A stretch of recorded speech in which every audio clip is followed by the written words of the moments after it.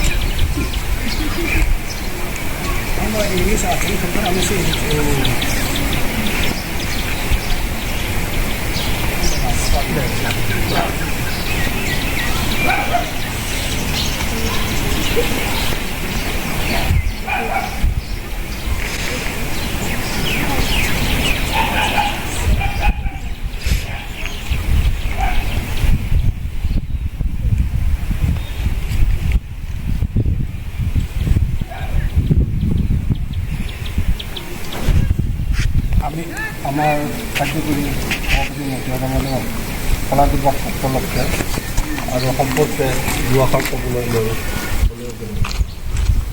অসম সন্মিলিত মহাসংঘ অসমৰ একতা খিলঞ্জীয়া জাতি জনগোষ্ঠীয় সংগঠনৰ এইটো এটা আমাৰ কনফেডাৰেশ্যন। আজি 24 ফেব্ৰুৱাৰী 1826 চনৰ এই 24 ফেব্ৰুৱাৰীত ব্ৰিটিছ আৰু তেতিয়া মান দেশখনৰ নাম আছিল আভা। ব্ৰিটিছ আৰু আভাৰ ৰজাৰ প্ৰতিনিধিৰ সৈতে হোৱা ইয়াণ্ডাবু সন্ধিৰ পিছতেই ব্ৰিটিছে অবৈধভাৱে অসম দখল কৰিছিল আৰু অসমত উপনিৱেশ স্থাপন কৰিছিল। গতিকে আমাৰ এই অসম ভূখণ্ডৰ সমস্ত খিলঞ্জীয়া জাতি জনগোষ্ঠীৰ যিটো স্বাধীনতা, স্বতন্ত্ৰতা, মৰ্যাদা, সাৰ্বভৌমত্ব এইটো ব্ৰিটিছে বলপূৰ্বকভাৱে কাঢ়ি নিছিল আজিৰ তাৰিখতে। আৰু সেইকাৰণে আজিৰ এই দিনটো আমাৰ কাৰণে এটা কলা দিন। আৰু আমি এই আমাৰ যি মৰ্যাদা হানি হ'ল, আজি আমাৰ সকলো ক্ষেত্ৰতে খিলঞ্জীয়া যি ধৰণে বঞ্চিত হৈছে, সেই অধিকাৰবিলাক ঘূৰাই বিচাৰি আমি ৰাষ্ট্ৰসংঘক এপিল কৰি আছোঁ। আৰু আজিও আমি ৰাষ্ট্ৰসংঘৰ সচিব প্ৰধানক আমি সন্ধিয়া এখন মেমৰেণ্ডাম পঠিয়াম। আমি ইয়াত যে ব্লেক ডে অবজাৰ্ভ কৰিছোঁ এই সম্পৰ্কত, আৰু ইতিমধ্যেই ৰাষ্ট্ৰসংঘক আমি গোটেই কথাবোৰ জনাই আছোঁ আৰু তেওঁলোকে আমাক সহযোগিতাৰ আশ্বাস দিছে। আৰু লগতে ভাৰত চৰকাৰে কৰা অন্যায়ৰ বিৰুদ্ধে সুপ্ৰিম কোৰ্টত 10টা গোচৰ চলি আছে। তাৰে 4টা গোচৰ সাংবিধানিক বিচাৰপীঠত আছে।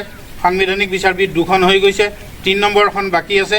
এই কোভিড মহামাৰীজনিত 2 বছৰীয়া এই যে আমাৰ আহুকাল, এটা বিপদজনক পৰিস্থিতি, সেইটোৰ কাৰণে আচলতে আমাৰ শুনানি হোৱা নাই। ফাইনেল হ'ব আৰু নিশ্চিতভাৱে অসমৰ খিলঞ্জীয়াৰ হিত অধিকাৰ মৰ্যাদা ঘূৰাই পাব। আমি ইতিমধ্যে 80% আমি উইন হৈ আছোঁ। গতিকে আমি ৰাষ্ট্ৰসংঘৰ খিলঞ্জীয়া লোকৰ অধিকাৰ চনদৰ আধাৰত আমি আমাৰ অধিকাৰ আৰু প্ৰাপ্য মৰ্যাদা সকলো ঘূৰাই বিচাৰিছোঁ।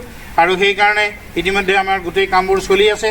গতিকে আজিও আমি পুনৰবাৰ প্ৰতি বছৰৰ দৰে এই বছৰো ইয়াত কাৰ্বি আংলং জিলাৰ এই মানজাত আমাৰ কুকি নেশ্যনেল এছেম্বলিৰ সহযোগত আমাৰ কুকি, ডিমাচা, কাৰ্বি, ৰেংমানগা ইত্যাদি জনগোষ্ঠীসকলৰ সহযোগত আজি আমি এই কলা দিৱস পালন উপলক্ষে আমি প্ৰথম কাৰ্যসূচী হিচাপে কলা পতাকা উত্তোলন কৰিলোঁ।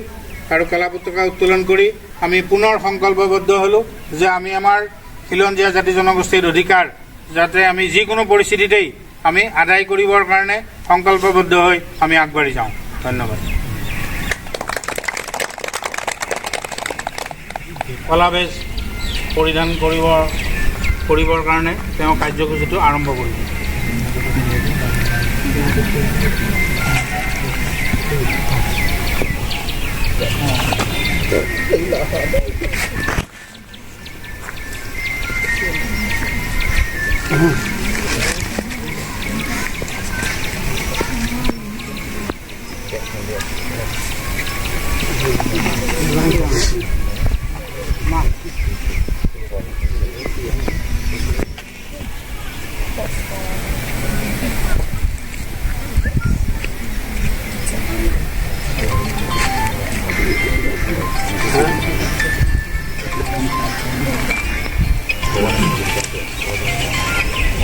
Oh, sir.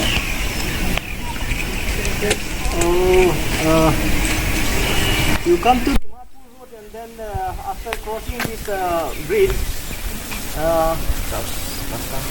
and then about yes, Lambako side, but you don't need to reach Lambako. After crossing this RCC bridge, about 10 meters, you turn left. ইয়াত সংকল্প অনুষ্ঠান আৰম্ভ কৰিব ওলাইছোঁ অসমৰ বীৰ বীৰাংগনা তথা ৰজা মহাৰজা ইত্যাদি সুঁৱৰি আমি 1 মিনিট সময় বাওঁ হাতখন ওপৰলৈ দাঙি 1 মিনিট সময় আমি সংকল্প গ্ৰহণ কৰিম বাওঁ হাতৰ মুঠি মৰা ষ্টাৰ্ট কৰিম